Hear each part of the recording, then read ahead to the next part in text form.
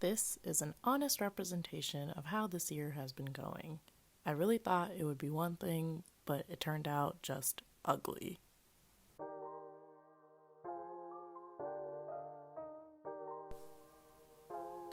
Hey, what's up, people on the internet out there? Nyla here, and we are here with my new bullet journal since my last bullet journal ran out of space. His name is Parker, and this is part 2 of my 2020 journals. Here, I am filling out the key at the beginning of the book. I actually don't really use it that often, but I thought you all might want to see the symbols that I use, even if my hand was in the way the entire time and you couldn't even see what it really said. Honestly, I just really like the present that I use when it's someone's birthday. That's it. I skipped over my index because I don't use it or find it useful at all. I used to try and keep up with it, but it really became unrealistic. So I'm moving on to the main section of the journal, and you could see that I decided to go with a quote page on the left-hand side that says, "Can we hit restart?" Because I think that's how we all feel about this entire year. I added some washi tape and stars to keep that same feel that I had in my last bullet journal. So this video turned out to be longer than I thought because I didn't really plan anything out. I wanted to go into this journal and just complete each page how I felt in the moment, so I didn't map out anything in pencil. On the right-hand side of the spread, I did a year at a glance. Since we are exactly halfway through 2020, this page fits the end of 2020 and the first half of 2021 perfectly. On the top and bottom of this page, I decided to use black post-it notes to add some contrast to what would be a primarily white page. I wrote year at a glance at the top using my white Jelly Roll pen, and I also added some star decorations. Again, links to the supplies I used will be in the description box below. So because I didn't map this out in pencil, I had to divide it as I went along. I started by using brackets to make sure that each month would have 7 spaces to complete a week, and I made sure that I could fit 3 months across by leaving a space in between the brackets. Then I went on to write the numbers 1, 8, 15, 22, and 29 in order to make sure that a whole column was filled out. That way it's easier for me to fill out the entire month. I don't know if that makes sense. It made sense to me in my head. I also added the numbers 30 and 31 depending on whenever the month ended, so that way I wouldn't go over. However, I did go over a couple times because when you're looking at a real calendar, you sometimes make mistakes and look at the wrong month, like you might look at May instead of June. It happens. I did it. I continued this process for the entire year and made sure that I didn't make any mistakes, so I had to double check a couple times, and you can see me with the white out, very confused because I really just was lost for a good moment. There are some months that end on a Monday, and because I start my calendars on a Monday, it's like frustrating because then I have to add an extra week and it messes up the whole entire spread sometimes. So it takes a lot to actually plan this out. I should have done this one in pencil at least. Once I finished sort of mapping it out, I went back in and wrote out each of the months in cursive, and I filled out the calendars. This part was generally easy. It was just a little time consuming because all you're doing is writing the numbers 1 through 30 over and over again, and it takes a little bit, but I honestly enjoy that process because I just really enjoy writing, and it's something that doesn't bother me as much. While I'm filling that out, I just wanted to point out that my nails are done, and I painted them myself, and it took a lot out of me, but I hope you appreciate it because I think they look good. Also, that morning that I filmed this video, I chipped one of my nails. That was the worst thing that I could do. Like, not even chipped, I broke one of my nails. And I was like, really? The day I decided to film, this happens? It was a horrible time. So I probably won't paint my nails again, but I hope you enjoy it right now.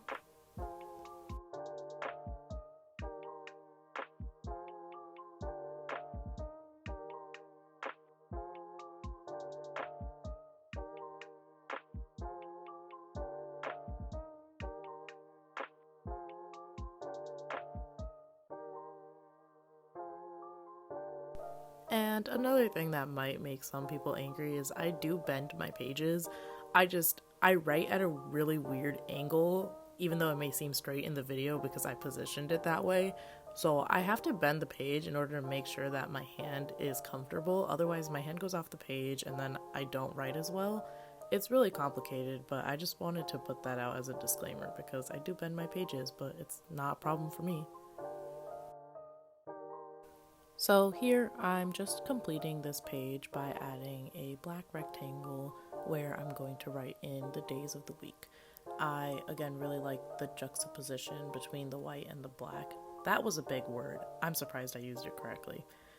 Anyway, I really like the way that the black and white look together, and the jelly roll that I use is a 0.8 and it's not as thick as I would like it to be, so I'm going to purchase a 1.0, but it works for now. I just have to go over it twice. Again, not a problem for me. Sorry that it doesn't show up on camera that well.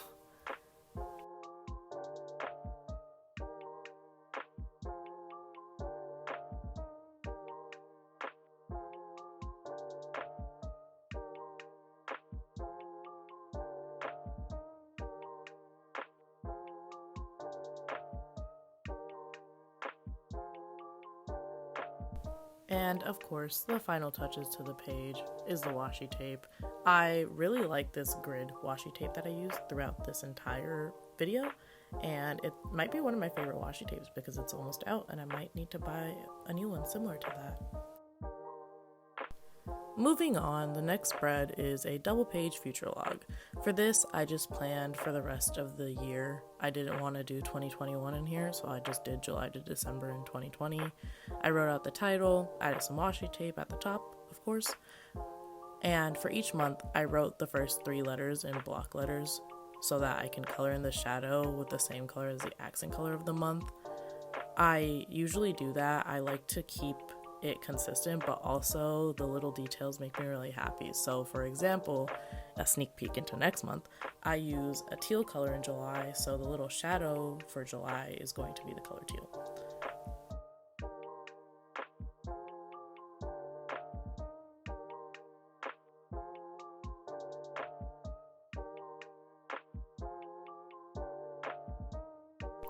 So I had run into a couple of problems while doing my future log. Nothing too major, nothing that made the spread look weird or anything, but while I was writing September, I realized I don't know how to block letter without using pencil first because I will mess up. I messed up a little bit, but it's not really noticeable, and I think I did fine. I also accidentally put washi tape over the spot that I was going to write November in, and I had to remove the washi tape right in November and put the washi tape back. Little things like that happen, but obviously they're easy fixes, so it's nothing major. I just wanted to bring up that obviously I'm not perfect.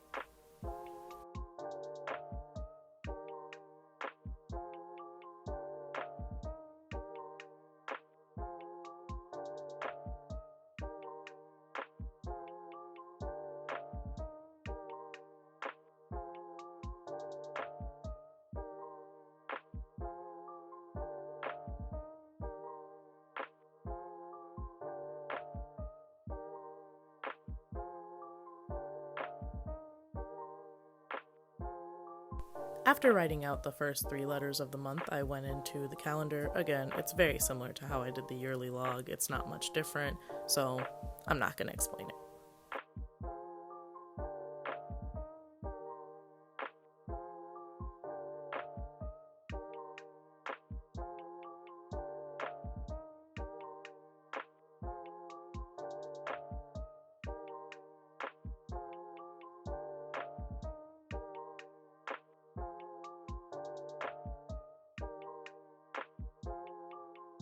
So obviously I use my future log to write down the most important dates like Labor Day or Veterans Day or Election Day, which everyone please register to vote, thank you.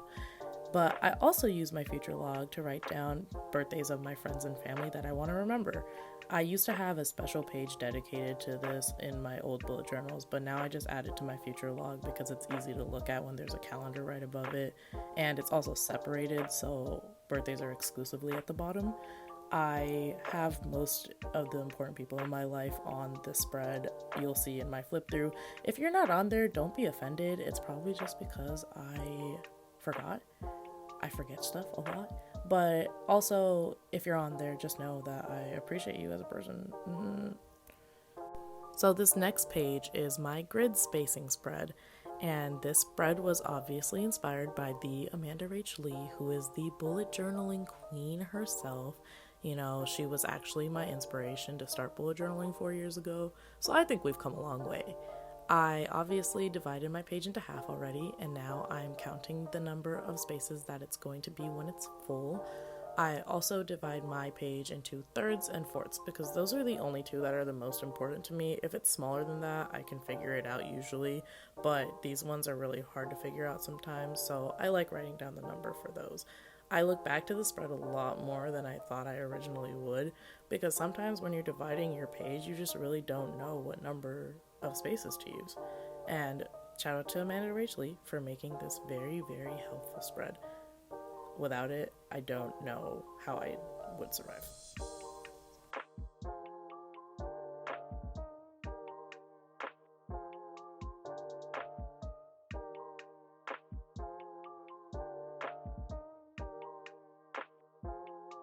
So as you can see here, I'm just adding the title, adding some stars, adding some washi tape to finish off the spread. That block letter G really took a lot out of me because it took so long for me to actually get it right, and I'm surprised it looked that nice at the end because I was struggling. So I'm just gonna start talking about the right side of this page because I'm honestly embarrassed, and I wanted to include it in this video because it is probably the worst thing I've ever done in a bullet journal. So it's pretty funny, you know, in my opinion. I wanted it to be a quote page that said 2020, a year to remember, because this year really is a year to remember, just not in the way that everyone thought it would when they said that at the end of 2019. But I don't know what went wrong, and I ended up just covering this page with another piece of paper because it looked so bad, and I hope I figure out what I want to do with it later on.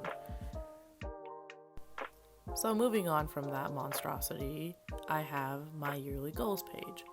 In my previous journal, I had a yearly goals page, and again, this year is terrible, and I haven't really completed any of these goals. So I'm just making another goals page, and this time I'll hopefully be writing in more realistic goals now that I know I'll be stuck at home all the time and my life has completely changed. I ended up dividing this page into fours and of course writing my heading with white pen on top of a black rectangle.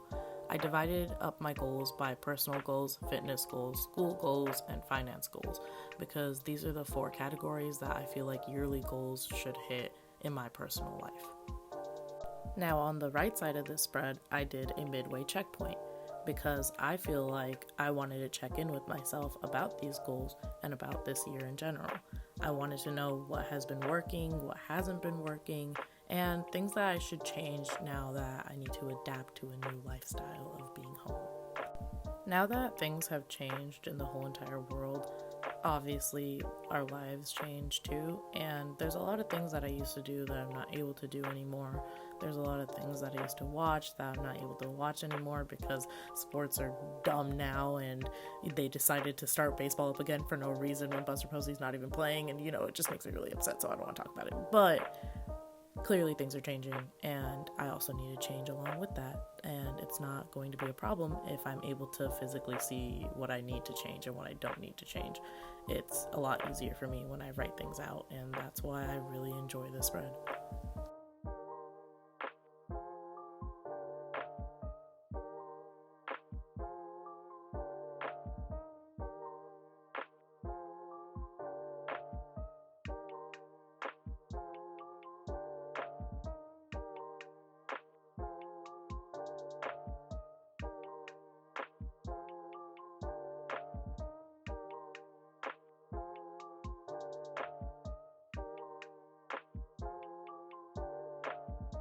I mapped out this page the same way that I did with my yearly goals, again with the boxes, the black rectangle headings with the white pen on top.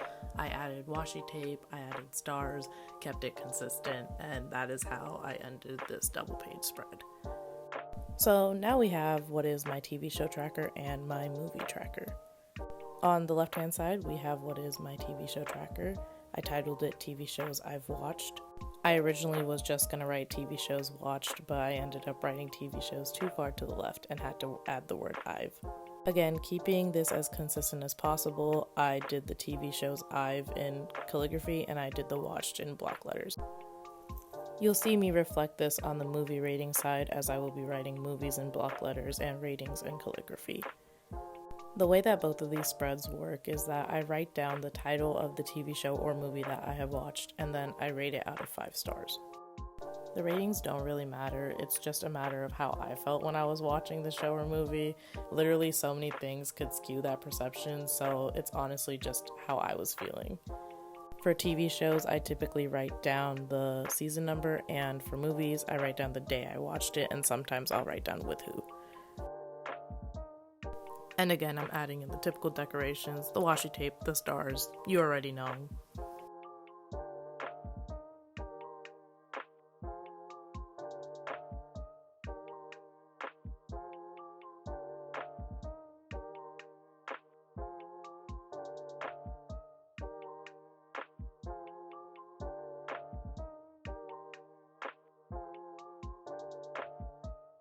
Here are the exact same spreads in my earlier journal. Literally the exact same spread. And now we're coming up on the last 3 pages of this plan with me. These next 3 pages are consistently in all of my journals. So starting with the left-hand side, we're going to look at my things to check out page.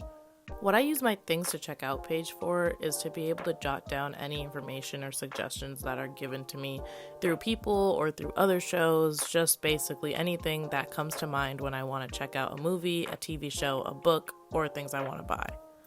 It's really nice to have all of these things in one place. Sometimes I know people jot down on sticky notes or in their notes on their phone, but even if I do that, I transfer it over here so I have them all on one page. That is a consistent theme in most of my bullet journal spreads, where I like having all of my things on one page so it's easy for me to view. Typically, I won't transfer over things from my old ones to my new ones because hopefully I've already checked them out by then. But if I haven't, then I usually just keep transferring them over until I've seen them or bought them. And on the right hand side of this spread, I have my 2020 memories. But I didn't write memories, I wrote memes. And I had friends that thought memes only meant memes, not memories. And I figured that's only because they're old. Like, I continually make fun of them for being old, so then when they said, "Doesn't memes mean memes?" I was like, you guys are super old, but they're only 1 year older than me. It's really not that big of a difference. Doing the same thing that I did earlier with my yearly goals, I divided the things to check out page within 4 boxes. Again, the categories being movies, TV shows, books, and a to-buy box. The to-buy box is very specific because it's just things that I want to buy. Not necessarily things I need, but things that I think I would enjoy having.